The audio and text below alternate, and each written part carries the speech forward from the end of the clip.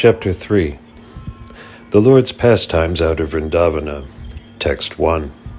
Sri Uddhava said, Thereafter Lord Krishna went out to Madura city with Sri Baladeva, and to please their parents they dragged Kamsa, the leader of public enemies, down from his throne and killed him, pulling him along the ground with great strength. Purport. King Kamsa's death is only briefly described here because such pastimes are vividly and elaborately described in the 10th canto. The Lord proved to be a worthy son of his parents, even at the age of 16 years. Both brothers, Lord Krishna and Lord Baladeva, went to Madura from Vrindavana and killed their maternal uncle, who had given so much trouble to their parents, Vasudeva and Devaki. Kamsa was a great giant, and Vasudeva and Devaki never thought that Krishna and Baladeva, would be able to kill such a great and strong enemy. When the two brothers attacked Kamsa on the throne, their parents feared that now Kamsa would finally get the opportunity to kill their sons, whom they had hidden for so long in the house of Nanda Maharaja. The parents of the Lord, due to parental affection, felt extreme danger, and they almost fainted. Just to convince them that they had actually killed Kamsa, Krishna and Baladeva pulled Kamsa's dead body along the ground to encourage them. Text 2. The Lord learned all the Vedas with their different branches simply by hearing them once from his teacher, Sandipani Muni, whom he rewarded by bringing back his dead son from the region of Yamaloka. Purport. No one but the Supreme Lord can become well-versed in all the branches of Vedic wisdom simply by hearing once from his teacher, nor can anyone bring a dead body back to life after the soul has already gone to the region of Yamraj. But Lord Krishna ventured to the planet of Yamaloka and found the dead son of his teacher and brought him back to his father as a reward for the instructions received. The Lord is constitutionally well-versed in all the Vedas, and yet to teach by example that everyone must go to learn the Vedas from an authorized teacher, and must satisfy the teacher by service and reward. He himself adopted this system. The Lord offered his services to his teacher, Sandipani Muni, and the Muni, knowing the power of the Lord, asked something which was impossible to be done by anyone else. The teacher asked that his beloved son, who had died, be brought back to him, and the Lord fulfilled the request. The Lord is not therefore an ingrate to anyone who renders him some sort of service.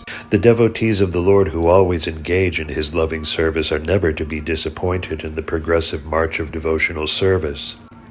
Text 3. Attracted by the beauty and fortune of Rukmini, the daughter of King Bhismaka, many great princes and kings assembled to marry her. But Lord Krishna stepped over the other hopeful candidates, carrying her away as his own share, as Garuda carried away nectar. Purport. Princess Rukmini, the daughter of King Bhismaka, was actually as attractive as fortune itself because she was as valuable as gold both in color and in value. Since the goddess of fortune, Lakshmi, is the property of the Supreme Lord, Rukmini was actually meant for Lord Krishna. But Sisupala was selected as her bridegroom by Rukmini's elder brother, although King Bhismaka wanted his daughter to be married to Krishna.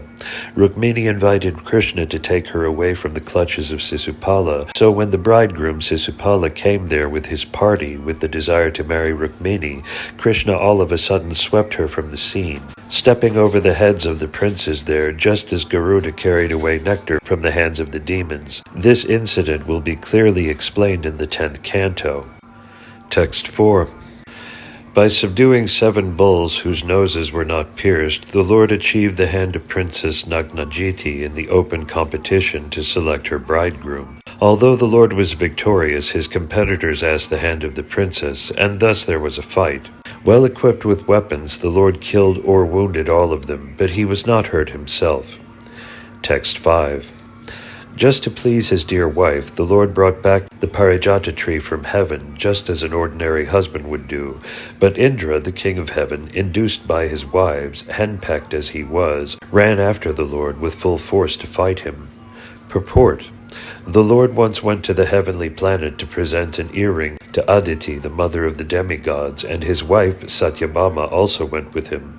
There is a special flowering tree called the Parijata, which grows only in the heavenly planets, and Satyabhama wanted this tree.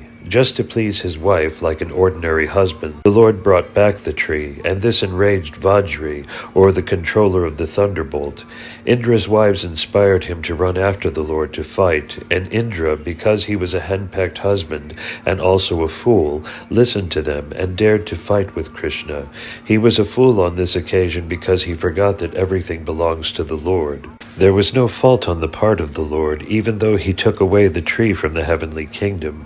But because Indra was henpecked, dominated by his beautiful wives, like Sachi, he became a fool, just as all persons who are dominated by their wives are generally foolish. Indra thought that Krishna was a henpecked husband who only by the will of his wife Satyabhama took away the property of heaven, and therefore he thought that Krishna could be punished.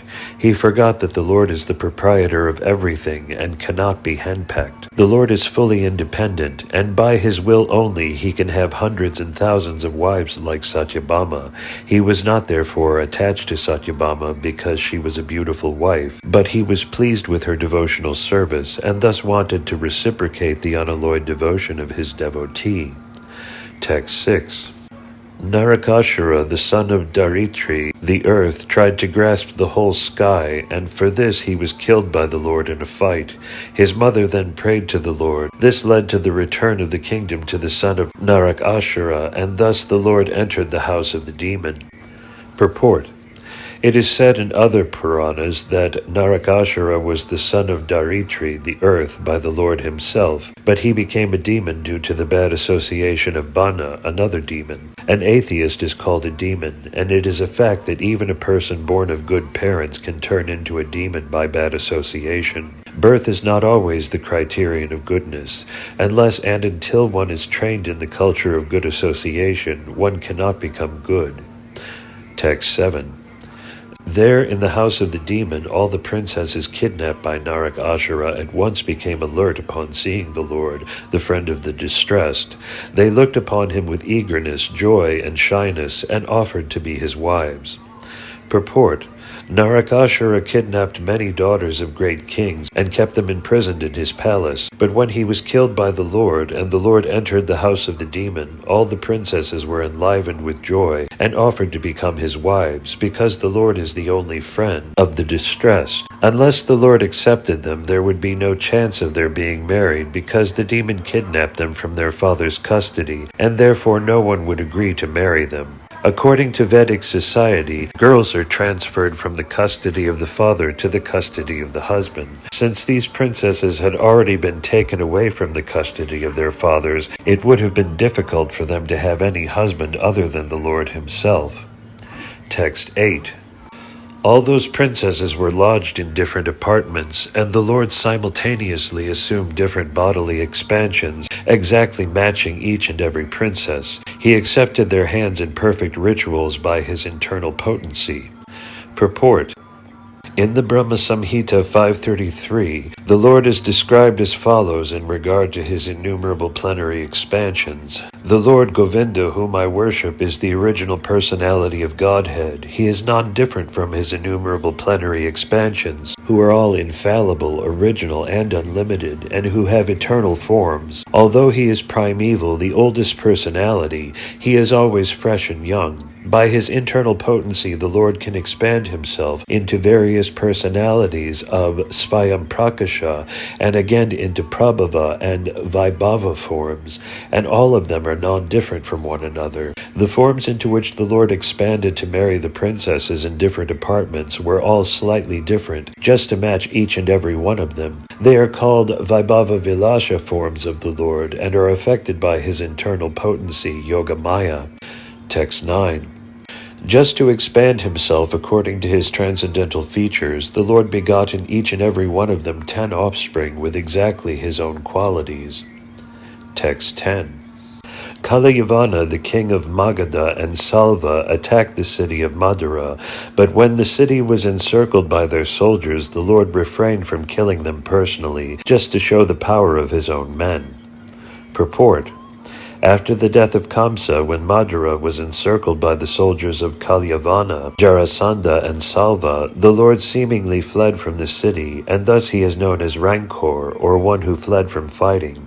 Actually, the fact was that the Lord wanted to kill them through the agency of his own men. Devotees like Muchukunda and Bhima. Salyavana and the king of Magadha were killed by Muchukunda and Bhima respectively, who acted as agents of the Lord. By such acts, the Lord wanted to exhibit the prowess of his devotees, as if he were personally unable to fight, but his devotees could kill them. The relationship of the Lord with his devotees is a very happy one. Actually, the Lord descended at the request of Brahma in order to kill all the undesirables of the world, but to divide the share of glory, he sometimes engaged his devotees to take the credit. The Battle of Kurukshetra was designed by the Lord himself, but just to give credit to his devotee Arjuna, Nimittamatram Bhava Savyasachin, he played the part of the charioteer, while Arjuna was given the chance to play the fighter, and thus become the hero of the Battle of Kurukshetra. What he wants to do himself by his transcendental plans, he executes through his confidential devotees. That is the way of the Lord's mercy towards his pure unalloyed devotees. Text 11.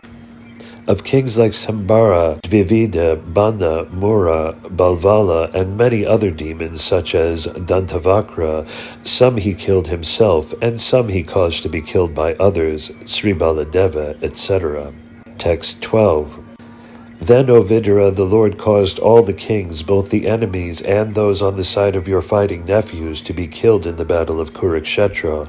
All those kings were so great and strong that the earth seemed to shake as they traversed the war field. Text 13. Duryodhana was bereft of his fortune and duration of life because of the intricacy of ill advice given by Karna, Dusasana, and Sabala. When he lay on the ground with his followers, his thighs broken, although he was powerful, the Lord was not happy to see the scene. Purport. The fall of Duryodhana, the leading son of Dhritarashtra, was not pleasing to the Lord, although he was on the side of Arjuna, and it was he who advised Bhima how to break the thighs of Duryodhana while the fight was going on. The Lord is constrained to award punishment upon the wrongdoer, but he is not happy to award such punishments because the living entities are originally his parts and parcels. He is harder than the thunderbolt for the wrongdoer and softer than the rose for the faithful. The wrongdoer is misled by bad associates and by ill advice, which is against the established principles of the Lord's order, and thus he becomes subject to punishment. The surest path to happiness is to live by the principles laid down by the Lord, and not disobey his established laws, which are enacted in the Vedas and the Puranas for the forgetful living entities. Text 14. After the end of the battle of Kurukshetra, the Lord said, "The abatement of the earth's great burden, 18 Aksahinis, has now been effected with the help of Drona, Bhisma, Arjuna, and Bhima. But what is this? There is still the great strength of the other dynasty, born of myself, which may be a more unbearable burden." Purport. It is a wrong theory that due to an increase in population the world becomes overburdened, and therefore there are wars and other annihilating processes. The earth is never overburdened. The heaviest mountains and oceans on the face of the earth hold more living entities than there are human beings, and they are not overburdened. If a census were taken of all the living beings on the face of the earth, certainly it would be found that the number of humans is not even 5% of the total number of living beings. If the birth rate of human beings is increasing, then the birth rate of other living beings is increasing proportionately. The birth rate of lower animals, beasts, aquatics, birds, etc. is far greater than that of human beings. There is an adequate arrangement for food for all the living beings all over the earth by the order of the Supreme Lord, and he can arrange more and more if there is actually a disproportionate increase of living beings. Therefore, there is no question of an increase in population causing a burden. The earth became overburdened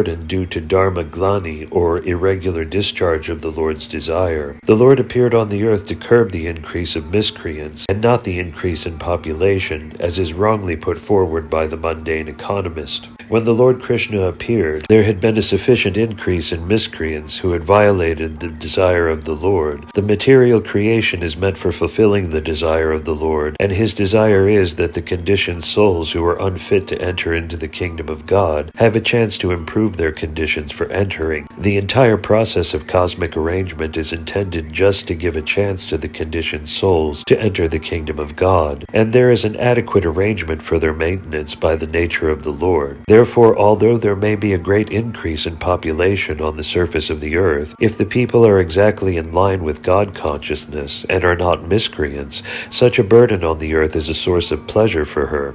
There are two kinds of burdens. There is the burden of the beast and the burden of love.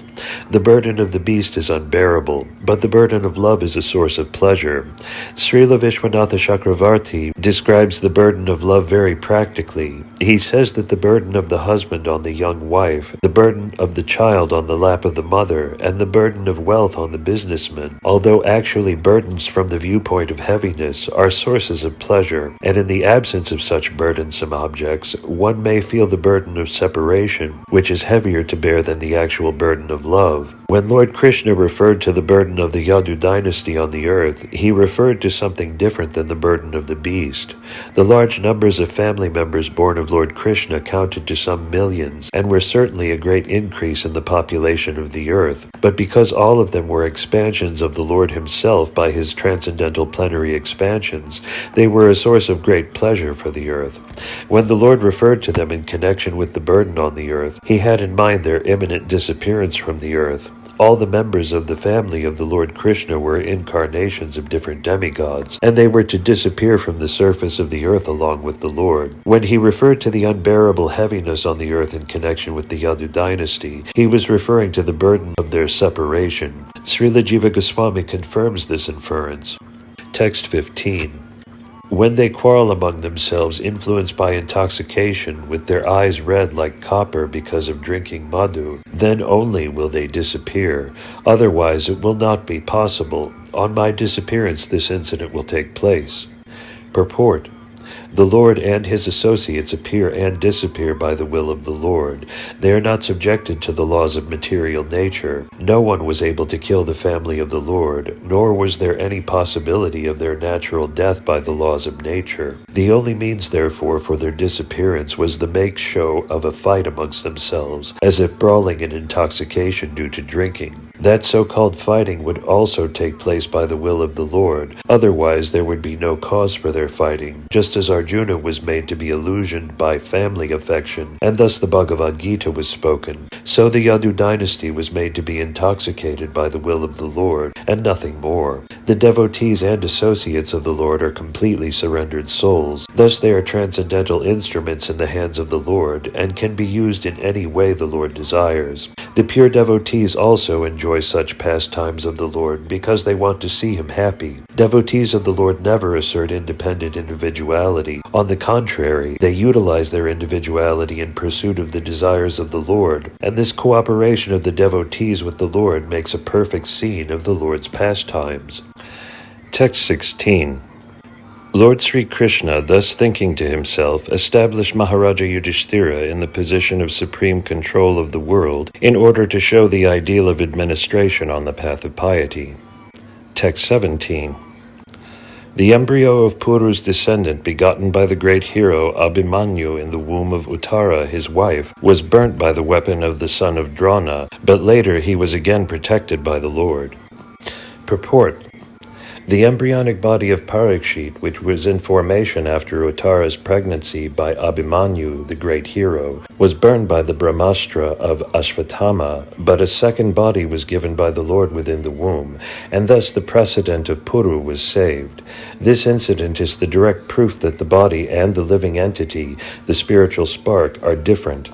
When the living entity takes shelter in the womb of a woman through the injection of the semen of a man, there is an emulsification of the man's and woman's discharges, and thus a body is formed the size of a pea, gradually developing into a complete body. But if the developing embryo is destroyed in some way or other, the living entity has to take shelter in another body or in the womb of another woman. The particular living entity who was selected to be the descendant of Maharaja Puru, or the Pandavas, was not an ordinary living entity, and by the superior will of the Lord he was destined to be the successor to Maharaja Yudhishthira. Therefore, when Ashvatthama destroyed the embryo of Maharaja Parikshit, the Lord, by his own internal potency, entered into the womb of Uttara by his plenary portion, just to give audience to the would-be Maharaja Parikshit, who was in great danger. By his appearance within the womb, the Lord encouraged the child and gave him complete protection in a new body by his omnipotency. By his power of omnipresence, he was present both inside and outside of Uttara and other members of the Pandava family.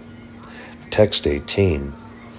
The Supreme Lord induced the son of Dharma to perform 3 horse sacrifices, and Maharaja Yudhishthira, constantly following Krishna, the personality of Godhead, protected and enjoyed the earth, assisted by his younger brothers. Purport. Maharaja Yudhishthira was the ideal monarchical representative on the earth because he was a constant follower of the Supreme Lord Sri Krishna. As stated in the Vedas, Isopanishad, the Lord is the proprietor of the entire manifested cosmic creation, which presents a chance for the conditioned souls to revive their eternal relationship with the Lord and thus go back to Godhead, back home. The whole system of the material world is arranged with that program and plan. Anyone who violates the plan is punished by the law of nature, which is acting by the direction of the Supreme Lord. Maharaja Yudhishthira was installed on the throne of the earth as a representative of the Lord. The king is always expected to be the representative of the Lord. Perfect monarchy necessitates representation of the supreme will of the Lord, and Maharaja Yudhishthira was the ideal monarch on this supreme principle. Both the king and the subjects were happy in the discharge of worldly duties, and thus protection of the citizens and enjoyment of natural life, with full cooperation of material nature, followed in the reign of Maharaja Yudhishthira and his worthy descendants like Maharaja Parikshit. Text 19. Simultaneously, the personality of Godhead enjoyed life in the city of Dwarka, strictly in conformity with the Vedic customs of society. He was situated in detachment and knowledge, as enunciated by the Sankhya system of philosophy.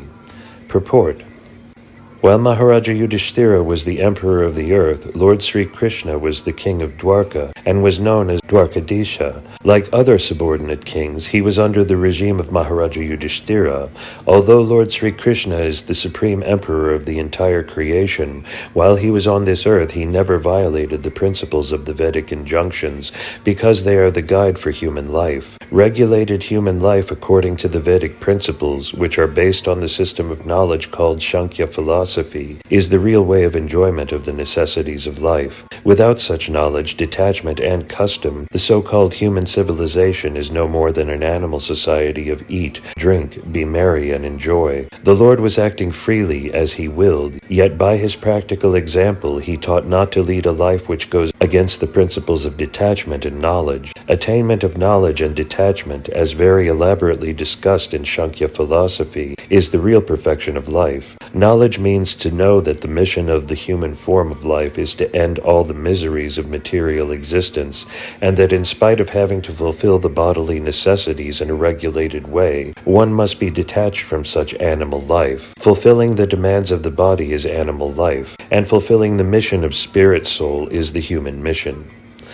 Text 20. He was there in his transcendental body, the residence of the goddess of fortune, with his usual gentle and sweetly smiling face, his nectarian words, and his flawless character. Purport. In the previous verse it is described that Lord Krishna, being situated in the truths of Sankhya philosophy, is detached from all kinds of matter. In the present verse it is described that he is the residence of the goddess of fortune. These two things are not at all contradictory. Lord Krishna is detached from the variegatedness of the inferior nature, but he is in eternal blissful enjoyment of the spiritual nature, or his internal potency.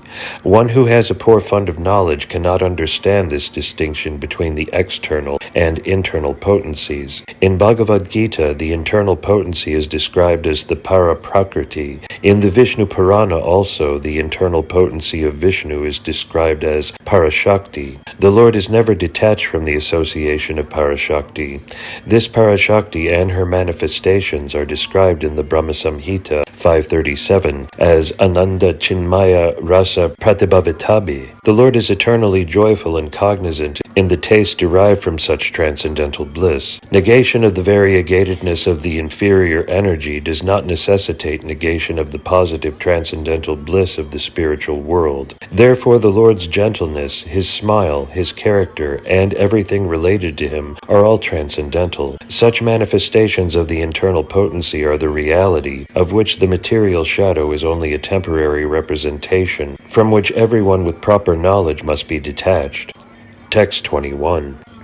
The Lord enjoyed His pastimes both in this world and in other worlds, higher planets, specifically in the association of the Yadu dynasty. At leisure hours offered by night, He enjoyed the friendship of conjugal love with women. Purport. The Lord enjoyed in this world with His pure devotees. Although He is the personality of Godhead and is transcendental to all material attachment, He nevertheless exhibited much attachment for His pure devotees on the earth, as well as for the demigods who engage in His service in the heavenly planets, as powerful delegated directors in the management of all material activities. He displayed special attachment for His family members, the Yadus, as well as for His 16,000 wives, who had the opportunity to meet Him in the leisure hours of night. All these attachments of the Lord are manifestations of His internal potency, of which the external potency is only a shadow representation. In the Skanda Purana, Prabhasakanda, in the topics between Lord Shiva and Gauri, there is confirmation of His internal potential manifestations. There is mention of the Lord's meeting with 16,000 cowherd damsels, although He is the Hamsa, transcendental supersoul, and maintainer of all living entities. The 16,000 cowherd damsels are a display of 16 varieties of internal potencies. This will be more elaborately explained in the 10th canto. It is said there that Lord Krishna is just like the moon, and the internal potential damsels are like the stars around the moon. Text 22. The Lord was thus engaged in household life for many, many years, but at last His detachment from ephemeral sex life was fully manifested. Purport. Even though the Lord is never attached to any kind of material sex life, as the universal teacher, He remained a householder for many, many years, just to teach others how one should live in householder life. Srila Vishwanatha Chakravarti Thakura explains that the word samajayata means fully exhibited. In all His activities while present on the earth, the Lord exhibited detachment. This was fully displayed when He wanted to teach by example that one should not remain attached to household life for all the days of one's life. One should naturally develop detachment as a matter of course. The Lord's detachment from household life does not indicate detachment from His eternal associates, the transcendental cowherd damsels, but the Lord desired to end His so-called attachment to the three modes of material nature. He can never be detached from the service of His transcendental associates, like Rukmini and other goddesses of fortune, as described in the Brahma Samhita 529, Lakshmi Sahasrasata Sambrahma Sevayamanam. Text 23. Every living entity is controlled by a supernatural force, and thus his sense enjoyment is also under the control of that supernatural force. No one, therefore, can put his faith in Lord Krishna's transcendental sense activities, but one who has become a devotee of the Lord by rendering devotional service. Purport. As stated in Bhagavad Gita, no one can understand the transcendental birth and activities of the Lord. The same fact is herein corroborated. No one but one who is enlightened by the devotional service of the Lord can understand the difference between the Lord's activities and those of others, who are controlled by the supernatural force. The sense enjoyment of all animals, men, and demigods within the purview of the material universe is controlled by the supernatural force called the Prakriti or Daivimaya. No one is independent in obtaining sense enjoyment, and everyone in this material world is after sense enjoyment. Persons who are themselves under the control of supernatural power cannot believe that Lord Krishna is not under any control beyond himself in the matter of sense enjoyment. They cannot understand that his senses are transcendental. In the Brahma Samhita, the Lord's senses are described as omnipotent, i.e., with any sense he can perform the activities of the other senses. One who has limited senses cannot believe that the Lord can eat by his transcendental power of hearing and can perform the act of sex life simply by seeing. The controlled living entity cannot even dream of such sense activities in his conditional life, but simply by the activities of bhakti yoga, he can understand that the Lord and his activities are always transcendental. As the Lord says in Bhagavad Gita 18:55, Bhaktyamam abhijanate yavanyas chasme tattvata. One cannot know even a fraction of the activities of the Lord if he is not a pure devotee of the Lord. Text 24. Once upon a time, great sages were made angry by the sporting activities of the princely descendants of the Yadu and Bhoja dynasties, and thus, as desired by the Lord, the sages cursed them. Purport. The associates of the Lord who were playing the part of princely descendants of the Yadu and Bhoja dynasties were not ordinary living entities. It is not possible that they could offend any saintly man or sage, nor could the sages, who were all pure devotees of the Lord, be influenced to anger by any of the sporting activities of the princes born in the holy dynasties of Yadu or Bhoja, wherein the Lord himself appeared as a descendant. The cursing of the princes by the sages was another transcendental pastime of the Lord to make a show of anger. The princes were cursed in order that one may know that even the descendants of the Lord, who could never be vanquished by any act of material nature, were subjected to the reactions of anger by the great devotees of the Lord. One should therefore take great care and attention not to commit an offense at the feet of a devotee of the Lord. Text 25. A few months passed, and then, bewildered by Krishna, all the descendants of Vrishni, Bhoja, and Andaka, who were incarnations of demigods, went to Prabhasha, while those who were eternal devotees of the Lord did not leave, but remained in Dwarka. Text 26. After arriving there, all of them took bath, and with the water of this place of pilgrimage, they offered their respects to the forefathers, demigods, and great sages, and thus satisfied them. They gave cows to the Brahmanas in royal charity. Purport. Amongst the devotees of the Lord there are several divisions, mainly Nityasiddhas and Sadhanasiddhas. The Nityasiddha devotees never fall down to the region of the material atmosphere, even though they sometimes come onto the material plane to execute the mission of the Lord.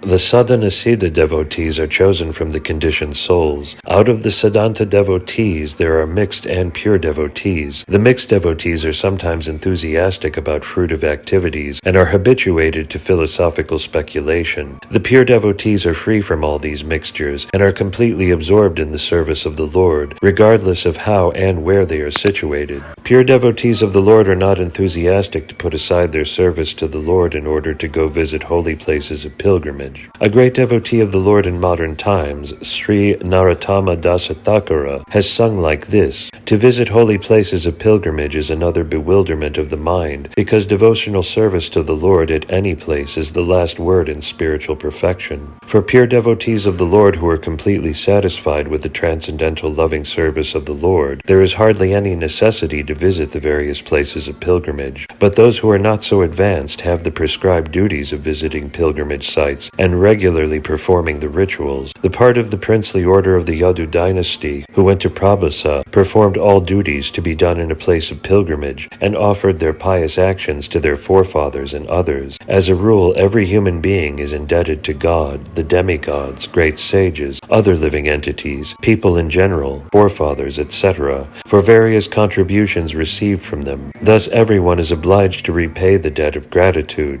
The Yadus who went to the Prabhasa pilgrimage site performed their duties by distributing land, gold, and well-nourished cows in royal charity, as described in the following verse. Text 27.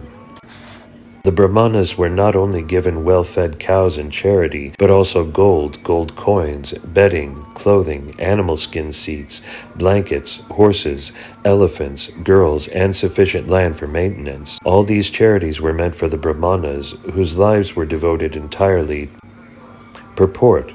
All these charities were meant for the Brahmanas, whose lives were devoted entirely to the welfare of society, both spiritually and materially. The Brahmanas were not giving their services as paid servants, but the society provided them with all necessities. It was arranged for some of the Brahmanas, who were in difficulty for marriage, to be given girls. The Brahmanas therefore had no economic problems. The Kshatriya kings and rich mercantile men would provide them with all that they needed, and in exchange the Brahmanas were completely devoted to the the elevation of society. That was the way of social cooperation between the different castes. When the Brahmana class of caste gradually became easygoing, being fed by the society, although they had no Brahminical qualifications, they degraded themselves into Brahmapandus, or disqualified Brahmanas, and thus other members of society also gradually fell down from the social standard of progressive life. As described in Bhagavad Gita, the caste system is the creation of the Lord and is arranged according to the quality of work rendered to society and not in terms of birthright, as falsely claimed in the present degraded society.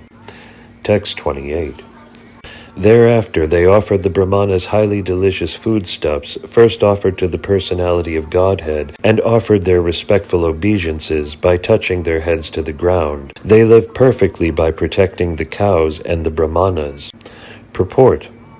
The behavior exhibited by the descendants of Yadu in the pilgrimage site of Prabhupada was highly cultured and exactly to the point of human perfection. The perfection of human life is attained by following three principles of civilization: protecting the cows, maintaining the Brahminical culture, and above all, becoming a pure devotee of the Lord. Without becoming a devotee of the Lord, one cannot perfect one's human life. The perfection of human life is to be elevated to the spiritual world, where there is no birth, no death, no disease, and no old age. That is the highest perfectional aim of human life. Without this aim, any amount of material advancement in so-called comforts can only bring the defeat of the human form of life. Brahmanas and Vaishnavas do not accept any foodstuff which is not first offered to the personality of Godhead. Foodstuff offered to the Lord is accepted by the devotees as the mercy of the Lord. After all, the Lord supplies all kinds of foodstuff, both to the human being and to other animals. A human being must be conscious of the fact that all foodstuffs, namely grains, vegetables, milk, water, etc., the prime necessities of life, are supplied for mankind by the Lord, and such foodstuffs cannot be manufactured by any scientist or materialist in a laboratory or factory established by human effort. The intelligent class of men are called Brahmanas,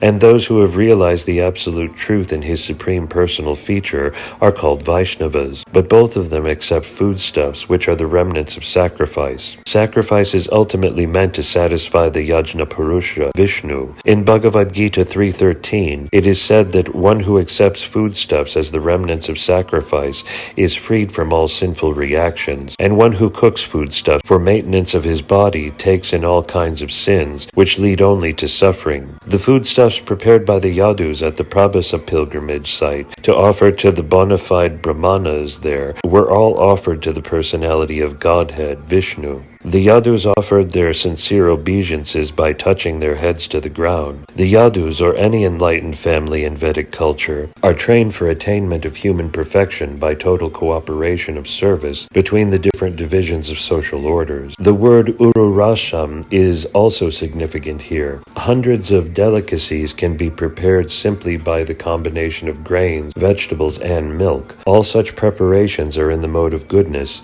and therefore may be offered to the personality of Godhead. As stated in Bhagavad Gita 9.26, the Lord accepts only foodstuffs which are within the range of fruits, flowers, leaves, and liquids, provided they are offered in complete devotional service. Devotional service is the only criterion for a bona fide offering to the Lord. The Lord assures that he positively eats such foodstuffs offered by the devotees. So judging from all sides, the Yadus were perfectly trained, civilized persons, and their being cursed by the Brahmana sages was only by the desire of the Lord. The whole incident was a warning to all concerned that no one should behave lightly with Brahmanas and Vaishnavas. Thus end the Bhaktivedanta Purports of the 3rd Canto, 3rd chapter of the Srimad Bhagavatam, entitled The Lord's Pastimes out of Vrindavana. Chapter 4. Vidura approaches Maitreya. Text 1. Thereafter all of them, the descendants of Vrishni and Bhoja, being permitted by the Brahmanas, partook of the remnants of prasada, and also drank liquor made of rice. By drinking they all became delirious, and bereft of knowledge, they touched the cores of each other's hearts with harsh words. Purport.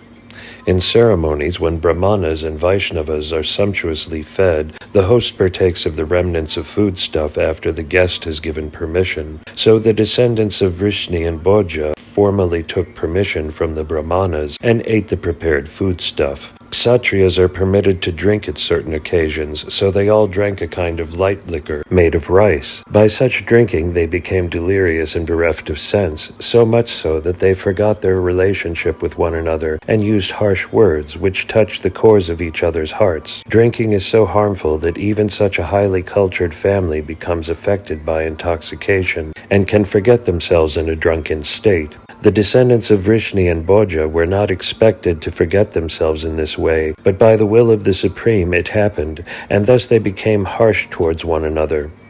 Text 2. As by the friction of bamboos destruction takes place, so also at sunset, by the interaction of the faults of intoxication, all their minds became unbalanced, and destruction took place. Purport.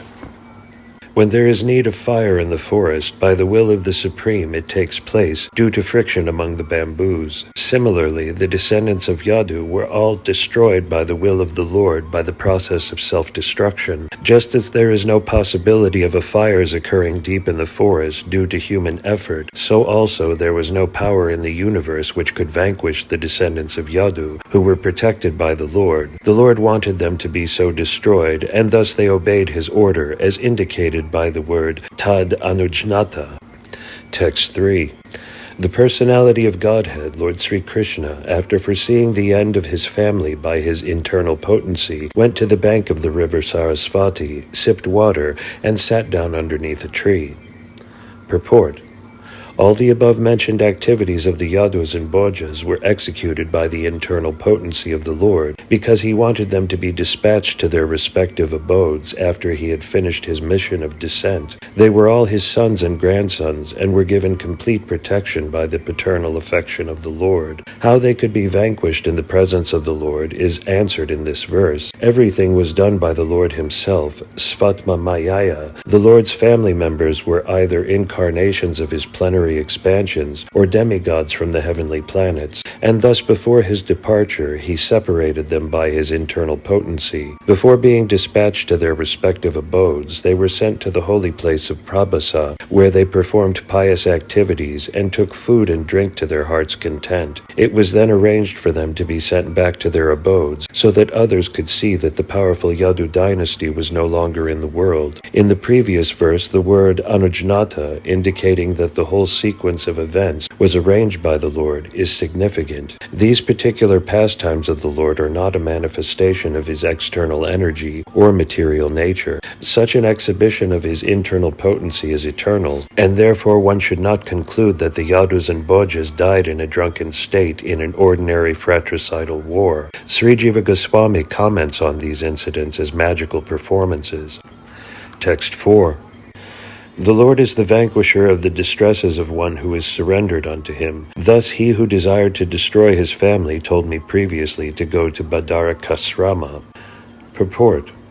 While at Dwarka, Uddhava was warned to avoid the distresses which were to follow the disappearance of the Lord and the destruction of the Yadu dynasty. He was advised to proceed to Badarakasrama because there he could associate with the devotees of Naranarayana, and in their association of devotional service, he could increase his eagerness for chanting, hearing, knowledge, and detachment. Text 5. Yet, in spite of my knowing his desire to destroy the dynasty, O Arindama Vidura, I followed him because it was impossible for me to bear separation from the lotus feet of the Master. Text 6. Thus following, I saw my patron and master, Lord Sri Krishna, sitting alone and deeply thinking, taking shelter on the bank of the river Sarasvati, although he is the shelter of the goddess of fortune. Purport. Those who are in the renounced order of life often take shelter underneath a tree. The Lord was found by Uddhava in that condition of taking shelter, as do persons who have no shelter. Because he is the proprietor of everything, everywhere is his shelter, and everywhere is under his shelter. The entire material and spiritual cosmic manifestation is sustained by him, and therefore he is the shelter of everything. So there was nothing astonishing in his taking shelter in the way of the unsheltered who are in the renounced order of life. Text 7. The Lord's body is blackish, but is eternal, full of bliss and knowledge, and very, very beautiful. His eyes are always peaceful, and they are reddish like the rising morning sun. I could immediately recognize him as the Supreme Personality of Godhead by his 4 hands, different symbolic representations, and yellow silk garments. Text 8. The Lord was sitting, taking rest against a young banyan tree, with his bright lotus foot on his left thigh, and although he had left all household comforts, he looked quite cheerful in that posture. Purport. According to Srila Viswanatha Chakravarti Thakura, the Lord's sitting posture, keeping his back against the newly grown banyan tree, is also meaningful.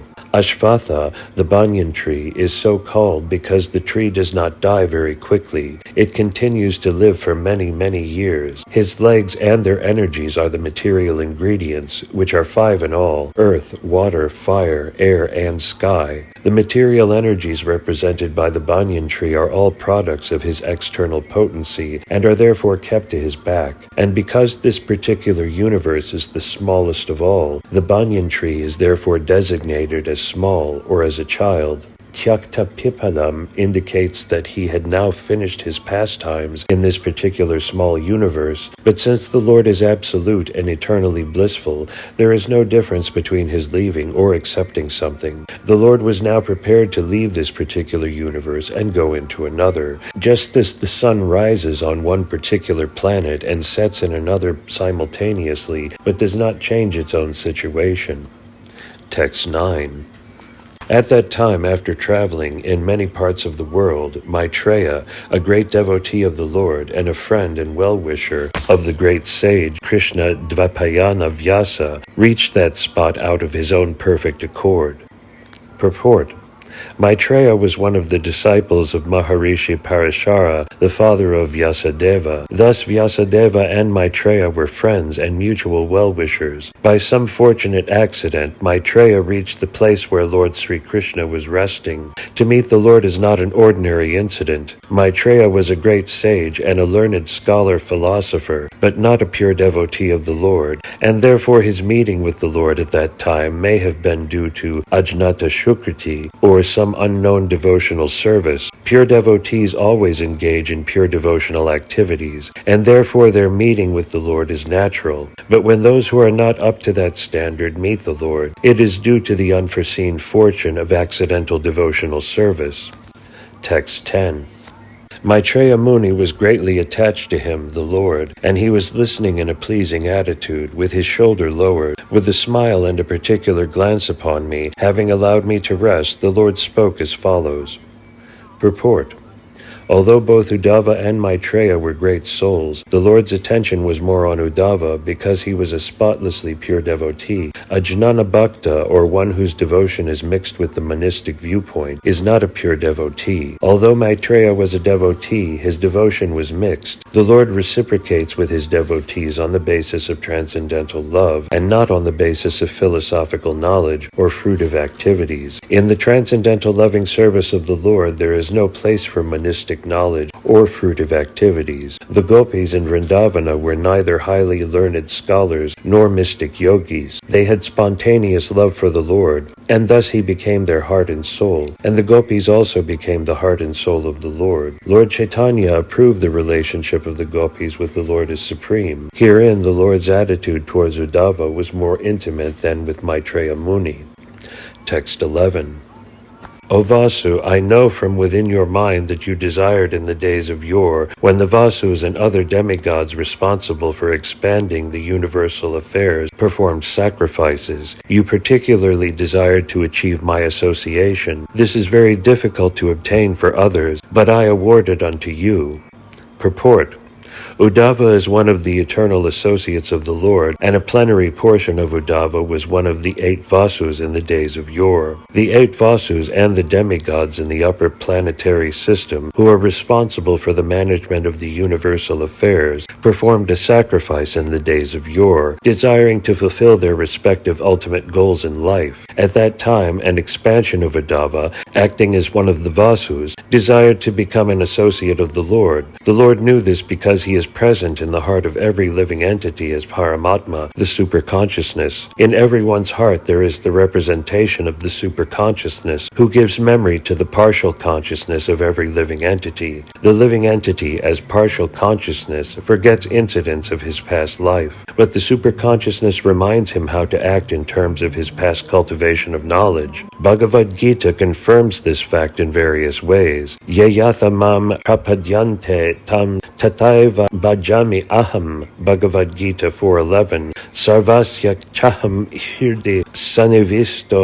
mata smirtir jnanam apahanam cha. Bhagavad Gita 15:15. Everyone is at liberty to desire as he likes, but the desire is fulfilled by the Supreme Lord. Everyone is independent to think or desire, but the fulfillment of one's desire depends on the Supreme Will. This law is expressed as man proposes, God disposes. In the days of yore, when the demigods and Vasus performed sacrifice, Uddhava, as one of the Vasus, desired to enter into the association of the Lord, which is very difficult for those busy in empiric philosophical speculation or fruitive activities. Such persons have particularly no information of the facts about becoming an associate of the Lord. Only the pure devotees can know, by the mercy of the Lord, that the personal association of the Lord is the highest perfection of life. The Lord assured Uddhava that he would fulfill his desire. It appears that when the Lord informed him by his indication to Uddhava, the great sage Maitreya finally became aware of the importance of entering into the association of the Lord. Text 12. O honest one, your present life is the last and the supermost, because in this term of life you have awarded my ultimate favor. Now you can go to my transcendental abode, Vaikuntha, by leaving this universe of conditioned living entities. Your visit to me in this lonely place, because of your pure and unflinching devotional service, is a great boon for you. Purport. When a person is fully conversant with knowledge of the Lord, as far as can be known by a perfect living entity, in the liberated state, he is allowed to enter into the spiritual sky where the Vaikuntha planets exist. The Lord was sitting in a lonely place just about to disappear from the vision of the inhabitants of this universe, and Uddhava was fortunate to see him even at that time, and thus received the Lord's permission to enter Vaikuntha. The Lord is everywhere at all times, and his appearance and disappearance are merely the experience of the inhabitants of a particular universe. He is just like the sun. The sun does not appear or disappear in the sky. It is only in the experience of men that in the morning the sun rises, and in the evening the sun sets. The Lord is simultaneously both in Vaikuntha and everywhere, within and without Vaikuntha. Text 13. O Uddhava, in the lotus millennium in the days of yore, at the beginning of the creation, I spoke unto Brahma, who is situated on the lotus that grows out of my navel, about my transcendental glories, which the great sages describe as Srimad Bhagavatam. Purport.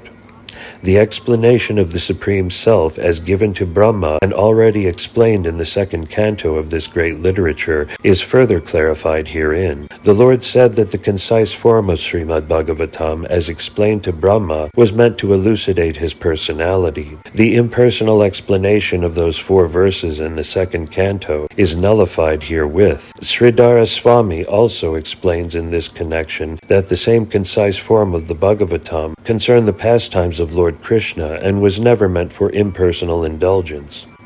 Text 14.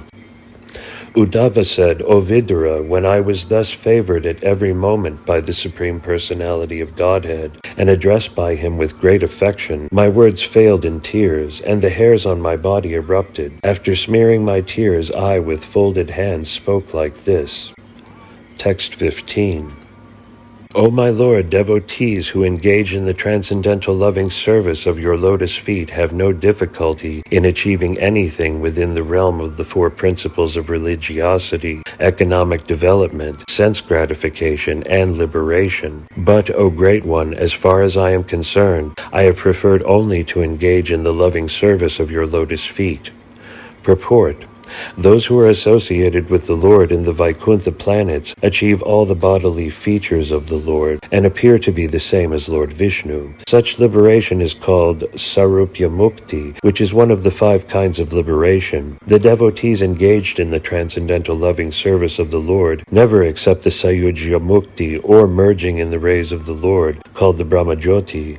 The devotees can achieve not only liberation but any success in the realm of religiosity, economic development, or sense gratification, up to the standard of the demigods in the heavenly planets. But such a pure devotee as Uddhava refuses to accept all such facilities. A pure devotee wants simply to engage in the service of the Lord and does not consider his own personal benefit. Text 16.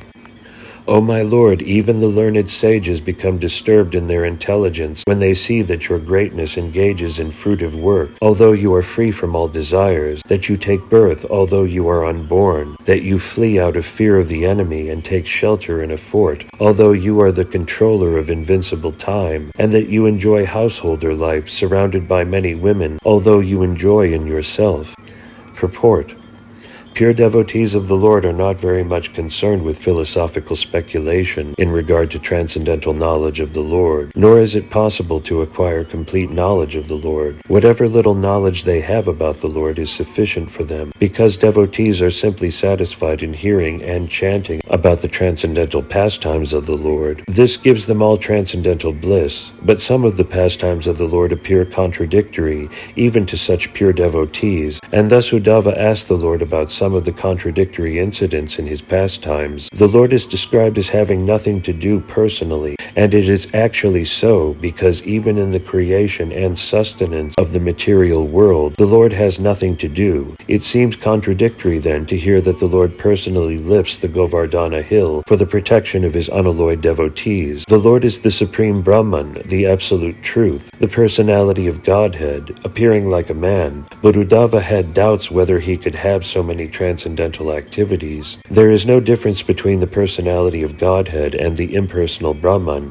How then can the Lord have so many things to do, whereas the impersonal Brahman is stated to have nothing to do, either materially or spiritually? If the Lord is ever unborn, how then is he born as the son of Vasudeva and Devaki? He is fearful even to Kala, the supreme fear, and yet the Lord is afraid of fighting Jarasandha and takes shelter in a fort. How can one who is full in himself take pleasure in the association of many women? How can he take wives and, just like a householder, take pleasure in the association of family members, children, relatives, and parents? All these apparently contradictory happenings bewilder even the greatest learned scholars, who thus bewildered cannot understand whether inactivity is a fact or whether his activities are only imitations. The solution is that the Lord has nothing to do with anything mundane. All his activities are transcendental. This cannot be understood by the mundane speculators. For the mundane speculators there is certainly a kind of bewilderment, but for the transcendental devotees there is nothing astonishing in this. The Brahman conception of the Absolute Truth is certainly the negation of all mundane activities, but the Para-Brahman conception is full with transcendental activities. One who knows the distinctions between the conception of Brahman and the conception of Supreme Brahman is certainly the real transcendentalist. There is no bewilderment for such transcendentalists. The Lord himself also declares in Bhagavad Gita 10:2, even the great sages and demigods can know hardly anything about my activities and transcendental potencies. The right explanation of the Lord's activities is given by Grandfather Bhismadeva, Srimad Bhagavatam 1.9.16 as follows: Nahi asya karhichid rajan puman veda viditsitam yad vijijnasya yukta muyanti kayavo pihai.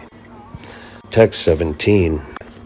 O my Lord, your eternal self is never divided by the influence of time, and there is no limitation to your perfect knowledge. Thus you are sufficiently able to consult with yourself, yet you called upon me for consultation, as if bewildered, although you are never bewildered, and this act of yours bewilders me. Purport. Uddhava was never actually bewildered, but he says that all these contradictions appear to be bewildering. The whole discussion between Krishna and Uddhava was meant for the benefit of Maitreya, who was sitting nearby. The Lord used to call Uddhava for consultation when the city was attacked by Jarasandha and others, and when he executed great sacrifices as part of his routine royal work as Lord of Dwarka. The Lord has no past, present, and future because he is unhampered by the influence of eternal time, and thus nothing is hidden from him. He is eternally self-intelligent. Therefore, his calling for Uddhava to give him enlightenment is certainly astonishing. All these actions of the Lord appear to be contradictory, although there is no contradiction in the routine activities of the Lord. Therefore, it is better to see them as they are and not attempt to explain them. Text 18. My Lord, kindly explain to us, if you think us competent to receive it, that transcendental knowledge which gives enlightenment about yourself and which you explained before to Brahmaji. Purport. A pure devotee like Uddhava has no material afflictions because he engages constantly in the transcendental loving service of the Lord. A devotee feels afflicted without the association of the Lord. Constant remembrance of the Lord's activities keeps the devotee alive, and therefore Uddhava requested that the Lord please enlighten him with the knowledge of Srimad Bhagavatam as previously instructed to Brahmaji. Text 19. When I thus express my heartfelt desires unto the Supreme Personality of Godhead, the lotus-eyed Lord instructed me about his transcendental situation. Purport. The words paramam shtitim are significant in this verse. The Lord's transcendental situation was not even spoken of to Brahma when the 4 verses of Srimad Bhagavatam 2:9-33-36 were explained. This transcendental situation comprises his dealings with devotees engaged in transcendental loving service as exhibited at Dwarka and Vrindavana. When the Lord explained his specific transcendental situation, it was meant for Uddhava only, and therefore Uddhava particularly said, Mahyam, unto me, although the great sage Maitreya was also sitting there. Such a transcendental situation is hardly understood by those whose devotion is mixed with speculative knowledge or fruitive activity. The Lord's activities in confidential love are very rarely disclosed to the general devotees who are attracted by devotion mixed with knowledge and mysticism. Such activities are the inconceivable pastimes of the Lord. Text 20. I have studied the path of understanding self-knowledge from my spiritual master, the personality of Godhead, and thus after circumambulating him, I have come to this place, very much aggrieved due to separation. Purport. Sri Uddhava's actual life is the direct symbol of the Chatusloki Bhagavatam enunciated first to Brahmaji by the personality of Godhead. These 4 very great and important verses from Srimad Bhagavatam are particularly taken out by the Mayavadi speculators who construe a different purport to suit their impersonal view of monism. Here is the proper answer to such unauthorized speculators. The verses of Srimad Bhagavatam are purely theistic science, understandable by the postgraduate students of Bhagavad Gita. The unauthorized dry speculators are offenders at the lotus feet of the Lord Sri Krishna because they distort the purports of Bhagavad Gita and Srimad Bhagavatam to mislead the public and prepare a direct path to the hell known as Andatamisra, as confirmed in Bhagavad Gita 16:20. Such envious speculators are without knowledge and are surely condemned life after life. They incessantly take shelter of Sripada Shankaracharya, but he was not so drastic as to commit an offense at the lotus feet of Lord Krishna. According to Lord Sri Chaitanya Mahaprabhu, Sripada Shankaracharya preached the Mayavada philosophy for a particular purpose. Such a philosophy was necessary to defeat the Buddhist philosophy of the non-existence of the spirit soul, but it was never meant for perpetual acceptance. It was an emergency. Thus Lord Krishna was accepted by Shankaracharya as the Supreme Personality of Godhead in his commentation on Bhagavad Gita. Since he was a great devotee of Lord Krishna, he did not dare write any commentary on Srimad Bhagavatam, because that would have been a direct offense at the lotus feet of the Lord. But later speculators, in the name of the Mayavada philosophy, unnecessarily make their commentary on the Chatushloki Bhagavatam without any bona fide intent. The monistic dry speculators have no business in the Srimad Bhagavatam, because this particular Vedic literature is forbidden for them by the great author himself. Srila Vyasadeva has definitely forbidden persons engaged in religiosity, economic development, sense gratification, and finally, salvation from trying to understand Srimad Bhagavatam, which is not meant for them. Srimad Bhagavatam 1.1.2. Sripada Sridhara Swami, the great commentator on Srimad Bhagavatam, has definitely forbidden the Salvationists or monists to deal in Srimad Bhagavatam. It is not for them, yet such unauthorized persons perversely try to understand Srimad Bhagavatam, and thus they commit offenses at the feet of the Lord, which even Sripada Shankaracharya dared not do. Thus they prepare for their continuation of miserable life. It should be particularly noted herein that Uddhava studied the Chatushloki Bhagavatam directly from the Lord, who spoke them first to Brahmaji, and this time the Lord explained more confidently the self-knowledge mentioned as the Paramam Stithim. Upon learning such self-knowledge of love, Uddhava felt very much aggrieved by feelings of separation from the Lord. Unless one is awakened to the stage of Uddhava, everlastingly feeling the separation of the Lord in transcendental love, as exhibited by Lord Chaitanya also, one cannot understand the real import of the four essential verses of Srimad Bhagavatam. One should not indulge in the unauthorized act of twisting the meaning, and thereby putting himself on the dangerous path of offense. Text 21. My dear Vidura, now I am mad for want of the pleasure of seeing him, and just to mitigate this I am now proceeding to Badarakasrama in the Himalayas for association, as I have been instructed by him. Purport.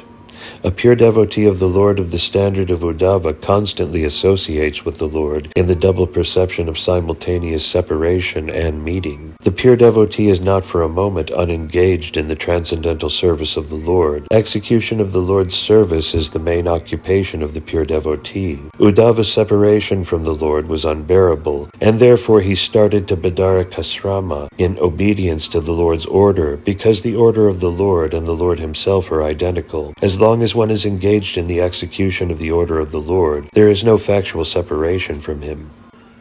Text 22. In Badarakasrama, the personality of Godhead, in his incarnation as the sages Nara and Narayana, has been undergoing great penance since time immemorial for the welfare of all amiable living entities. Purport. Badarakasrama in the Himalayas, the abode of the Nara-Narayana sages, is a great place of pilgrimage for the Hindus. Even up to the present, hundreds and thousands of pious Hindus go to pay respects to the incarnation of Godhead, Nara-Narayana. It appears that even 5,000 years ago this holy place was being visited by such a holy being as Uddhava, and even at that time the place was known to be very, very old. This particular pilgrimage site is very difficult to visit for ordinary men because of its difficult situation in the Himalayas, in a place which is covered by ice almost all year. A few months during the summer season, people can visit this place at great personal inconvenience. There are 4 dhammas, or kingdoms of God, which represent the planets of the spiritual sky, which consist of the Brahmajyoti and the Vaikunthas. These are Badarakasrama, Rameshvara, Jagannatha, Puri, and Dwarka. Faithful Hindus still visit all these holy places for perfection of spiritual realization, following in the footsteps of devotees like Uddhava. Text 23. Sri Sukadeva Goswami said, after hearing from Uddhava all about the annihilation of his friends and relatives, the learned Vidura pacified his overwhelming bereavement by dint of his transcendental knowledge. Purport. Vidura was informed that the result of the battle of Kurukshetra was the annihilation of his friends and relatives, as well as the destruction of the Yadu dynasty, and also the passing away of the Lord. All these hurled him into bereavement for the time being, but because he was highly advanced in transcendental knowledge, he was quite competent to pacify himself by enlightenment. As it is stated in Bhagavad Gita, due to our long association with bodily relationships, bereavement on account of the annihilation of friends and relatives is not at all astonishing, but one has to learn the art of subduing such bereavement with higher transcendental knowledge. The talks between Uddhava and Vidura on the topic of Krishna began at sunset, and Vidura was now further advanced in knowledge due to his association with Uddhava. Text 24. While Uddhava, the chief and most confidential amongst the devotees of the Lord, was going away, Vidura, in affection and confidence, questioned him. Purport. Vidura was much older than Uddhava. By family relationship, Uddhava was a contemporary brother of Krishna's, while Vidura was as elderly as Krishna's father Vasudeva. But although junior by age, Uddhava was much advanced in the devotional service of the Lord, and therefore he is described herein as the chief amongst the devotees of the Lord. Vidura was confident about this, and thus he addressed Uddhava in that higher category. That is the way of courteous dealings between two devotees. Text 25. Vidura said, O Uddhava, because the servants of Vishnu, the Lord, wander in the interest of serving others, it is quite fit that you kindly describe the self-knowledge with which you have been enlightened by the Lord himself. Purport. The servants of the Lord are actually the servants of society. They have no interest in human society other than to enlighten it in transcendental knowledge. They are interested in imparting knowledge of the relationship of the living being with the Supreme Lord, the activities in that transcendental relationship, and the ultimate goal of human life. That is the real knowledge which can help society achieve the real aim of human welfare. Knowledge in the matter of the bodily necessities of eating, sleeping, mating, and fearing, transformed into various branches of advancement of knowledge, is all temporary. A living being is not the material body, but an eternal part and parcel of the Supreme Being, and thus revival of his self-knowledge is essential. Without this knowledge, the human life is baffled. The servants of the Lord, Vishnu, are entrusted with this responsible work, and so they wander over the earth, and to all other planets in the universe. Thus the knowledge which was received by Uddhava directly from the Lord deserves to be distributed in human society, especially to persons like Vidura, who are highly advanced in the devotional service of the Lord. Real transcendental knowledge descends in the disciplic succession from the Lord to Vidura, from Uddhava to Vidura, and so on. Such supreme transcendental knowledge is not possible to achieve by the process of imperfect speculation, as performed by the so-called learned mundane wranglers. Vidura was anxious to know from Uddhava that confidential knowledge known as Paramam Shtitim, in which the Lord is known by his transcendental pastimes. Although Vidura was older than Uddhava, he was anxious to become a servant of Uddhava in the transcendental relationship. This formula of transcendental disciplic succession is taught by Lord Chaitanya also. Lord Chaitanya advises that one receive transcendental knowledge from anyone, whether a Brahmana or a Sudra, a householder or a sannyasi, provided that person is factually conversant with the science of Krishna. A person who knows the science of Krishna is factually a bona fide spiritual master. Text 26. Sri Uddhava said, You may take lessons from the great learned sage Maitreya, who is nearby, and who is worshipable for reception of transcendental knowledge. He was directly instructed by the personality of Godhead while he was about to quit this mortal world. Purport.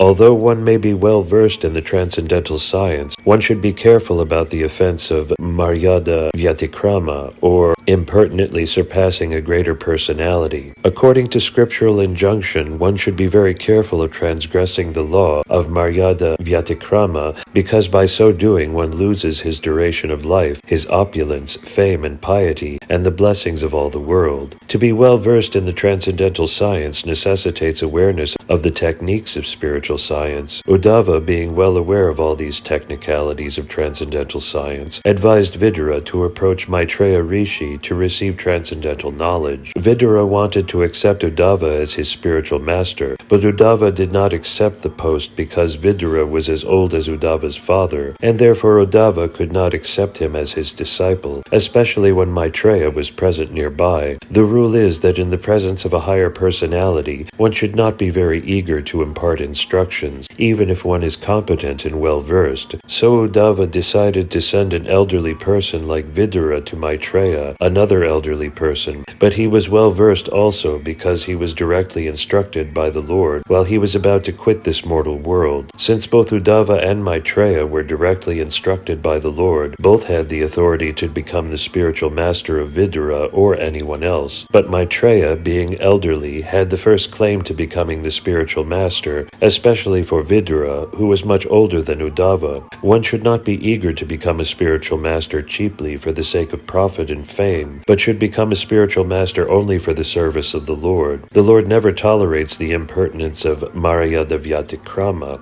one should never pass over the honor due to an elderly spiritual master in the interest of one's own personal gain and fame. Impertinence on the part of the pseudo-spiritual master is very risky to progressive spiritual realization. Text 27. Sukadeva Goswami said, O king, after thus discussing with Vidura the transcendental name, fame, qualities, etc., on the bank of the Yamuna, Uddhava was overwhelmed with great affliction. He passed the night as if it were a moment, and thereafter he went away. Purport. The word used here for Krishna is Vishwamurti. Both Uddhava and Vidura were in great affliction because of Lord Krishna's departure, and the more they discussed the transcendental name, fame, and qualities of the Lord, the more the picture of the Lord became visible to them everywhere. Such visualization of the transcendental form of the Lord is neither false nor imaginary, but is factual absolute truth. When the Lord is perceived as Vishwamurti, it is not that he loses his personality or transcendental eternal form, but he becomes visible in the same form everywhere. Text 28. The king inquired, at the end of the pastimes of the Lord of the three worlds, Sri Krishna, and after the disappearance of the members of the Vrishni and Bhoja dynasties, who were the best of the great commanders, why did Uddhava alone remain? Purport. According to Sri Jiva Goswami, Nidanam means the transcendental abode of the Lord, Ni means the highest, and Dhanam means opulence. And because the abode of the Lord is the highest manifestation of transcendental opulence, his abode can therefore be called Nidanam. Apart from the grammatical elucidation, the real purpose of the word Nidanam is to indicate that all the members of the Vrishni and Bhoja dynasties were direct associates of the Lord, and after the end of his pastimes, all the associates were dispatched to their respective positions in the transcendental abode. Srila Vishwanatha Chakravarti Thakura elucidates the meaning of the akritim as pastimes. A means complete, and kritim means transcendental pastimes. Since the Lord is identical with his transcendental body, there is no question of his changing or quitting his body. To act in accordance with the rules and customs of the material world, the Lord seems to take his birth or leave his body, but the pure devotees of the Lord know well the actual fact. It is necessary, therefore, for the serious students of Srimad Bhagavatam to follow the notes and comments of the great acharyas like Jiva Goswami and Vishwanatha Chakravarti.